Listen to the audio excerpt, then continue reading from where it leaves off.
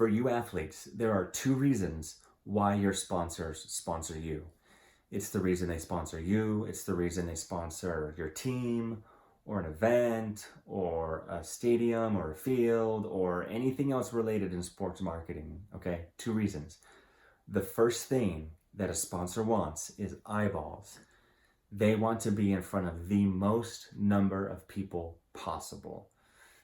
In previous years, this would have been TV ratings, viewership numbers, circulation numbers with newspapers, to even go beyond that. If a network knew that there was a certain number of people watching that program on a Tuesday night, that helped them determine the advertising price that it was going to cost to advertise during that program. That's why the Super Bowl is so outrageously expensive, is because there's more people watching it than there is a different program. Okay, they want eyeballs. This is where you as a professional athlete can come in, because you provide them new eyeballs. You provide them a new community or a new audience to engage with. Maybe it's a demographic, maybe it's a type of audience that they've never been able to engage with or advertise with before. You provide that to them, okay? The second thing that sponsors want is a return on their investment, or an ROI. This is supremely important to understand as an athlete or a team manager or a team owner, okay, to understand this side of the equation. For many, many years, the return on the investment was always assumed to be sales, right? A sponsor puts in 50,000, 100,000, $500,000, whatever it was, and they wanted to see a certain number of sales to at least earn back that money, and then some, right? They wanted sales out of it. Sales does not always have to be the metric that is measured. It's certainly a metric. It's not the only metric. It might be lead generation, okay? At a previous employer of mine, my sole job was lead generation, was to get people to our website, or was to get people to call into that 800 number, which rerouted them to the sales department. I was not the sales department. This is also very, very important to understand.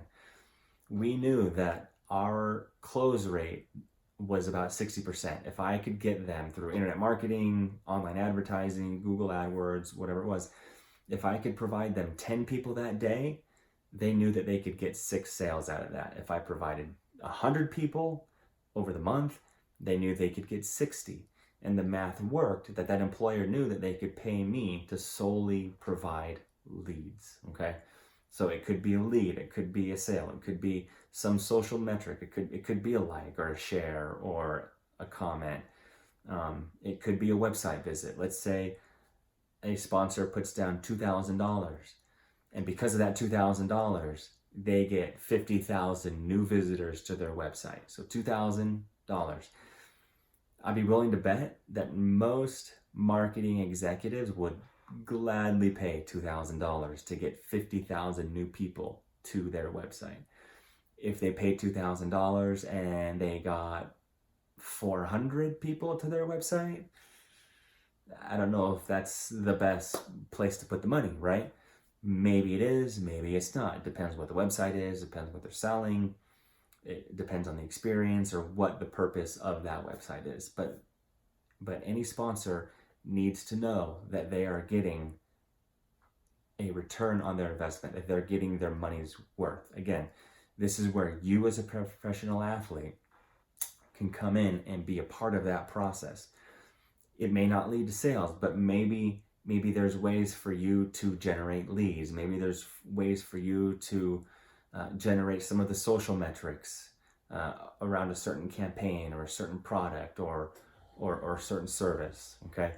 And again, they want eyeballs and an ROI. They want people, and they want to know that they are spending their money wisely. Thanks for watching this video. Don't forget to subscribe. Don't forget to follow for upcoming athlete marketing and branding tips.